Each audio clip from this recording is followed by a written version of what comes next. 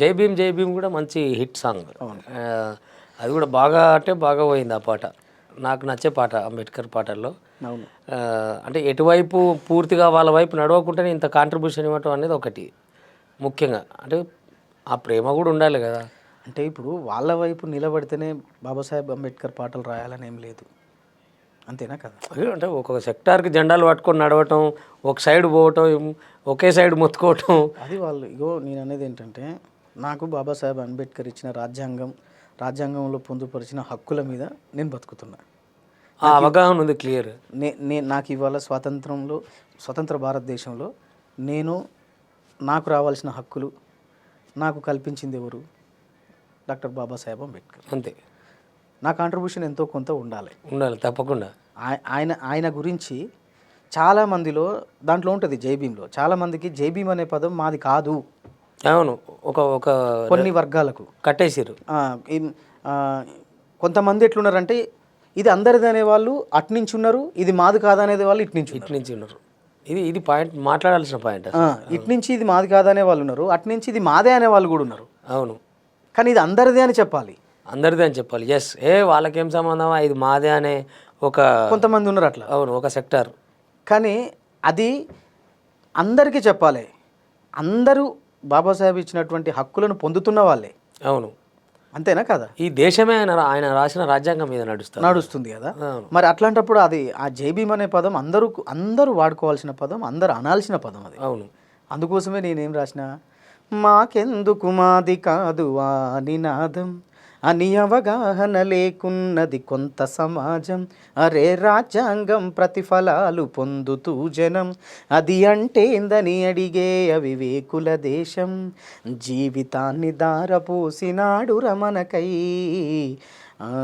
భావితరాల బ్రతుకులు మార్చుట కొరకై, తను రాసిండు రాజ్యాంగం దేశం కోసం, తను చేసిండు పోరాటం అందరి కోసం, అరే జీవితమే అరే ఇట్లుంటది.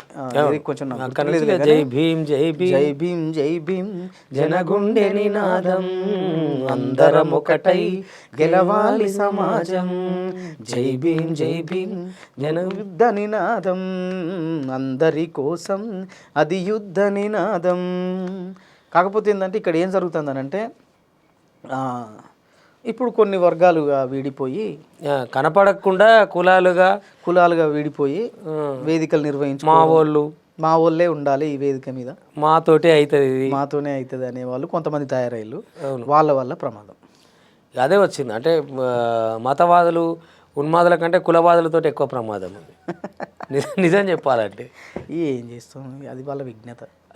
అంతే తప్ప దాన్ని పర్టికులర్గా పట్టించుకొని పోయి చేయాల్సిన అవసరం, పట్టించుకొని తిరగాల్సిన అవసరం కూడా లేదు. ఎందుకంటే దాన్ని పట్టించుకొని తిరగడం వల్ల టైం వేస్ట్ తప్ప ఇంకేమైనా ఉందా? అది పట్టించుకుంటే వాళ్ళకి ఉపయోగం కావచ్చు. అంతే వాళ్ళకి ఆ పని తప్ప ఇంకో పని లేదు. మనకు ఆ పని తప్ప చాలా పనులు ఉన్నాయి కాబట్టి సరే, అన్ని అంటే సమపాలలో అన్ని మోసుకెళ్తున్న సందర్భం ఉంది. ఇంకా ముఖ్యంగా మరీ చెప్పాలంటే ఏదో ఒక మత ఛాందసవాదంలోనో లేకపోతే ఒక ఉన్మాదంలో లేని కాబట్టి అది మంచిది. ఇంకా పర్సనల్కి వచ్చినప్పుడు మీది ప్రేమ వివాహం, లవ్ మ్యారేజ్, మళ్ళీ దాంట్లోనూ ఇక కులాలకు చాలా దూరం ఉన్నటువంటిది కూడా. అయినా ఎదురించి పంచాయతీలు పెట్టుకొని చేసుకోవాల్సి వచ్చిందా, సావధానంగానే నడిచిపోయింది? పంచాయతీలు ఏం పెట్టుకోలేదు. సింపుల్గా మా నాన్న పోయిండు, మాట్లాడిండు, నాన్న నేను ఈ అమ్మాయిని ఇష్టపడ్డా, ఆమెనే పెళ్ళి చేసుకుంటా అని చెప్పిన. పోయిండు, వాళ్ళతో మాట్లాడిండు ఓ దగ్గర. అంటే నీకు ఇక్కడ విచిత్రం ఏంటంటే, మేము గౌడ్స్, అవును, వాళ్ళు ఎస్సీ, ఓకే, మాదిగా. మరి చాలా తేడా ఉంటుంది ఊర్లో. అది చాలా ఉంటుంది, అనుభవించిన కూడా, తర్వాత అనుభవించిన నేను. ఓకే, ఊరు పరంగా, ఫ్యామిలీ పరంగా, అంటే చుట్టాల పరంగా ఉంటుంది. నెక్స్ట్ మేమేమో అంటే ఇక్కడ ఒకటి గౌడు, 2 ఎస్సీ. అవును. మా మ్యారేజ్ గురించి మాట్లాడిన ఇల్లు ముస్లిం. ఇక్కడ ఇంకా వెరైటీ ఉంది. మహిబాద్లో ఫరీద్ అన్న అని ఉంటాడు. ఓకే. 10th వార్డ్ కౌన్సిలర్ అన్న. ఓకే.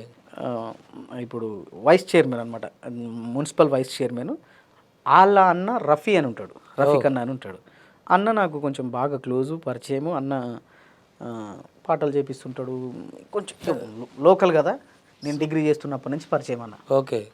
అన్న ఇట్లా మాట్లాడుకోవడానికి మాకు ఒక ప్లేస్ కావాలి అని అడిగితే వాళ్ళు ఇల్లు ఇచ్చి బయట నుంచి తాళం వేసిపోయిండు. ఓ మీరు తేల్చుకున్నాక ముచ్చట తాళం తీస్తా. మీరు మాట్లాడుకోరి. మా అమ్మ, మా నాన్న, మా అత్తయ్య, మా మామ, నేను, మా మిస్సెస్ 6 మంది అంతే. లోపల కూర్చున్నాం అంతే. బయట తాళం వేసిండు, అన్న పోయిండు. అయిపోయినాక ఫోన్ చేయి తమ్మి వచ్చేస్తా అన్నాడు. మాట్లాడుకున్నాం, అయిపోయింది, వచ్చేసి అంతే. అంటే మాట్లాడుకోవడం అంటే ఏమైనా కట్న కానుకలు అడిగినా ఏంది? అల్లే కట్న కానుకలు కాదు. ఇప్పుడు మా నాన్న కూర్చొని మా మామయ్య కూర్చొని వాళ్ళు ఒక లెక్క ప్రకారం మాట్లాడుకున్నారు. ఏంటి వాట్ ఎట్లా పెళ్లి చేద్దాం, ఏం చేద్దాం, కొన్ని తేడా సమస్యలు ఎదుర్కోవాల్సి వస్తాయి, సమస్యలు ఉంటాయి. దానికి నువ్వేమంటావు? నేనేమన్నా ఇప్పుడు మా మామయ్య ఇట్లా సమస్యలు ఉంటాయి, మరి పిల్లగాళ్ళు ఇష్టపడ్డరు, మరి నువ్వు దాన్ని ఊర్లో ఎదుర్కోగలవా అని మా మామయ్య క్వశ్చన్ చేయడం రైటేగా. మా నాన్న దానికి సమాధానం చెప్పడం, నువ్వేం పెట్టుకోకు నేను చేసుకుంటా పెళ్ళి నీకెందుకని మా నాన్న. అది గొప్ప విషయం మీ నాన్న. ఎందుకో తెలుసా, జనరల్గా ఇప్పుడు ఈ కమ్యూనిటీ తేడా ఉంటే ఊర్లలో ఎవరు ఒప్పుకుంటారు? అవసరమైతే మా కులంలో వద్దురా భయ్ అనేటట్టు కూడా ఎదుర్కోవాల్సి వస్తుంది. అటువంటి తట్టుకొని తండ్రి మన ఎంపటి నిలబడాడంటే గొప్ప తండ్రి కదా, అది చాలా గొప్ప విషయం. అందుకే కదా నేను మా నాన్న కోసం కూడా పాట రాసిన. ఏదైనా అంటే నాన్న ఓన్లీ నాన్న కోసం, ఇప్పుడు మన నాన్న కోసమే రాసుకోవడం వేరు ఉంటుంది, నాన్న క్యారెక్టర్ అంతా చూపిస్తూ రాసేది ఉంటుంది కదా. అంటే యాక్చువల్గా మా నాన్న కోసమే, దాంట్లో హుక్ లైన్ మాత్రం మా నాన్న కోసం ఉంటుంది. ఓకే. మిగతాదంతా అందరి నాన్నల కోసం ఉంటుంది. ప్రతి తండ్రి వస్తాడు. తన భుజములు తడిమి చూడరా నిన్ను మోసిన గుర్తులుంటవి, తను నడిచిన దారి గుండరా ఎనలేని త్యాగముంటది, తన కన్నుల తడిని తాకరా తన లోకం పిల్లలంటవి, నాన్న నీ కొందనం నీ ప్రేమే బృందావనం, ఓ నాన్న నా ప్రతి విజయం నువ్వు చూపిన ఓ జాలి గుణం, తన ముడుతల చేతులనే మురిపంగా తాకాలి, తన కష్టం విలువేంటో అవి నీతో చెబుతాయి, ఎందుకో తెలియదు నాన్నంటే ఎవరికి చెప్పడు ప్రేముంటే, ఎందుకో తెలియదు నాన్నంతే భవిష్యత్తుకు బాటలు వేస్తాడే, తనకివ్వడం ఒకటే తెలుసు కదా నే చెప్పేదే ప్రతి నాన్న కదా, నాన్న నీ కొందనం నీ ప్రేమే బృందావనం, ఓ నాన్న నా ప్రతి విజయం నువ్వు చూపిన ఓ జాలి గుణం. సూపర్ సూపర్ భయ్య, మామూలుగా లేదు. ఇది రిలీజ్ అయిందా? ఓ ఎప్పుడు. అవునా? కానీ ఇప్పుడు నువ్వు చెప్తుంటే నిజంగా మళ్ళీ ఒకసారి నేను ఓపెన్ చేసి వింటాను ఆ పాట. నాన్న నీ కొందనం నీ ప్రేమే బృందావనం, ఓ నాన్న నా ప్రతి విజయం నువ్వు చూపిన ఓ జాలి గుణం.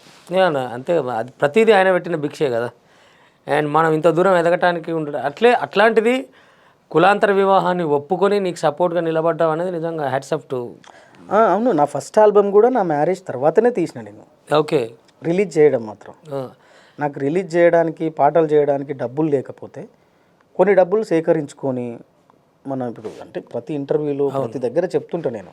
ఖమ్మంలో నా ఫ్రెండ్ అజయ్ ద్వారా, భాస్కర్ అన్న, కాకి భాస్కర్ అన్న, స్పర్శ హాస్పిటల్ భాస్కర్ అన్న ద్వారా అందరి దగ్గర కొంత నేను ఫండ్ ఫండ్ తీసుకొని చేసిన.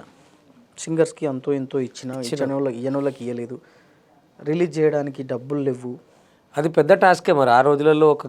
ఒక ఆల్బమ్ చేసి డబ్బులు లేకపోతే 60,000 రూపాయల చిట్టి ఎత్తుకొని మా నాన్న దాంట్లోకి వెళ్ళి 40,000 నాకు ఇచ్చిండు. ఇచ్చి చేసుకోపో అన్నాడు.